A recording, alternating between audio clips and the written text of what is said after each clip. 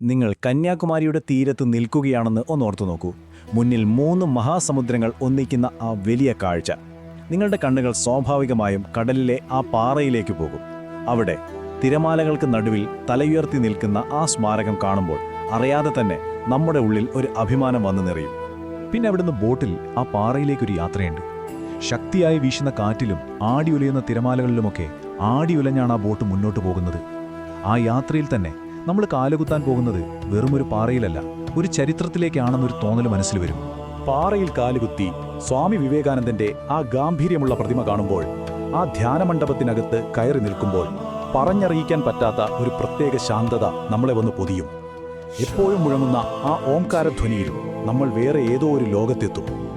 പക്ഷേ ഒരു കാര്യമുണ്ട്, ഇന്ന് നമ്മൾ കാണുന്ന ഈ ശാന്തതയ്ക്ക് പിന്നിൽ വലിയ സംഘർഷങ്ങളുടെയും അടിയുറച്ച നിശ്ചയദാർഢ്യത്തിന്റെയും ഒരു രാജ്യത്തിന്റെ തന്നെ കൂട്ടായ്മയുടെയും ഒരു കഥയുണ്ട്. ആ കഥയാണ് നമ്മൾ ഇന്ന് കേൾക്കാൻ പോകുന്നത്. അപ്പോ ഈ കഥ തുടങ്ങുന്നത് 1960കളുടെ തുടക്കത്തിലാണ്. 1892 സ്വാമി വിവേകാനന്ദൻ 3 ദിവസം തപസ്സിരുന്ന് ഈ പാറയുടെ പേരിൽ ഒരു വലിയ തർക്കം പൊട്ടിപ്പുറപ്പെട്ടു. സംഭവം ഇതായിരുന്നു: 2 വിഭാഗങ്ങൾ ആ പാറയ്ക്ക് വേണ്ടി അവകാശവാദം ഉന്നയിച്ചു.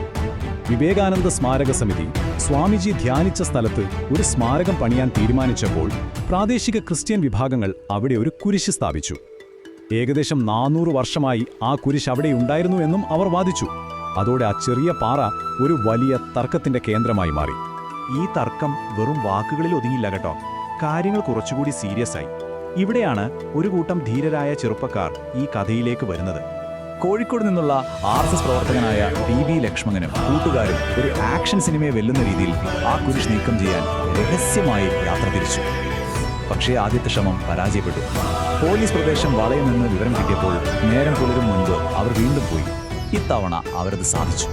പക്ഷേ കരയിൽ തിരിച്ചെത്തിയപ്പോൾ അവരെ കാത്തിരുന്നത് വലിയൊരു ജനക്കൂട്ടമായിരുന്നു. ഭാഗ്യത്തിന് RDO അവിടെ ഇടപെട്ടതുകൊണ്ട് മാത്രം ഒരു വലിയ സംഘർഷം ഒഴിവായി.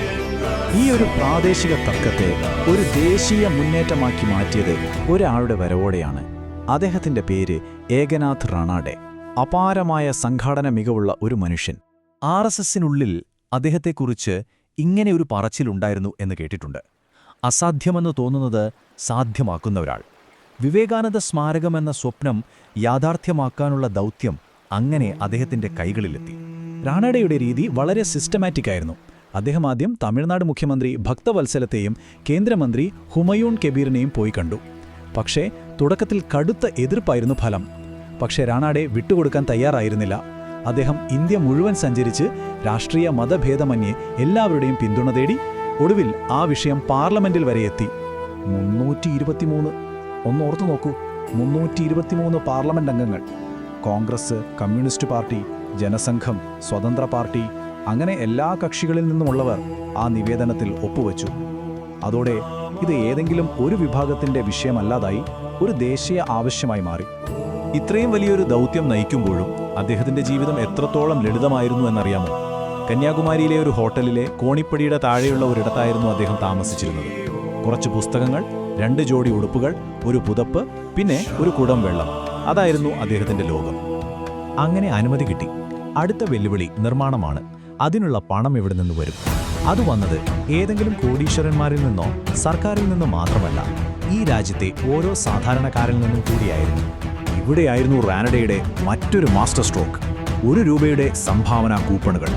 അതോടെ സ്കൂൾ കുട്ടികൾക്ക് വരെ ഈ വലിയ ഉദ്യമത്തിൽ പങ്കാളികളാകാൻ പറ്റി. ഇത് വെറും ഒരു സ്മാരക നിർമ്മാണമല്ല, ഇതൊരു ജനകീയ മുന്നേറ്റമാണെന്ന് തോന്നൽ എല്ലാവരിലുമുണ്ടായി. ഓരോരുത്തർക്കും തോന്നി ഇത് എന്റേത് കൂടിയാണെന്ന്.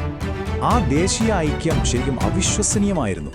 കോൺഗ്രസ് ഭരിക്കുന്ന സംസ്ഥാന സർക്കാരുകൾ, കമ്മ്യൂണിസ്റ്റ് നേതാക്കൾ, എന്തിനേറെ DMK നേതാവായിരുന്ന CN അണ്ണാദുരൈ വരെ ഈ കമ്മിറ്റിയുടെ ഭാഗമായി.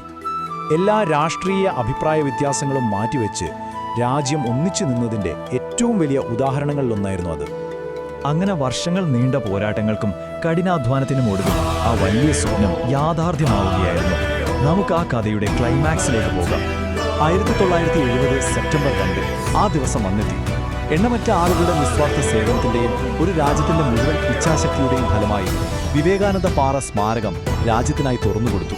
അന്നത്തെ രാഷ്ട്രപതി VV ഗിരിയാണ് അതിന്റെ ഉദ്ഘാടനം നിർവഹിച്ചത്. പക്ഷേ റാണാഡെയുടെ സ്വപ്നം അവിടെ അവസാനിച്ചില്ല. അദ്ദേഹം വിവേകാനന്ദ കേന്ദ്രം എന്നൊരു സ്ഥാപനത്തിന് രൂപം നൽകി. സ്വാമി വിവേകാനന്ദന്റെ ആശയങ്ങൾ സേവനത്തിലൂടെ സമൂഹത്തിൽ എത്തിക്കുക എന്നതായിരുന്നു അതിന്റെ ലക്ഷ്യം. ഇന്ന് വിവേകാനന്ദ കേന്ദ്രം രാജ്യത്തിന്റെ പല ഭാഗങ്ങളിലും സ്കൂളുകളും ആശുപത്രികളും നടത്തുന്നു, ഗ്രാമവികസന പ്രവർത്തനങ്ങൾ ചെയ്യുന്നു. അങ്ങനെ ആ പാറയിലെ സ്മാരകം വെറുമൊരു കെട്ടിടമായി ഒതുങ്ങാതെ ഒരു ജീവിക്കുന്ന പ്രസ്ഥാനമായി ഇന്നും തുടരുന്നു.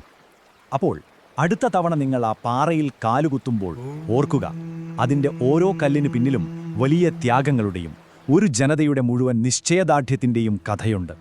ഒരുപക്ഷേ ഈ സ്മാരകം നമ്മളോട് പറയുന്ന ഏറ്റവും വലിയ പാഠവും അതുതന്നെയാവാം. ഉറച്ച മനസ്സും കൂട്ടായ പരിശ്രമവും ഉണ്ടെങ്കിൽ അസാധ്യമെന്ന് തോന്നുന്ന എന്തും നമുക്ക് നേടിയെടുക്കാൻ സാധിക്കും.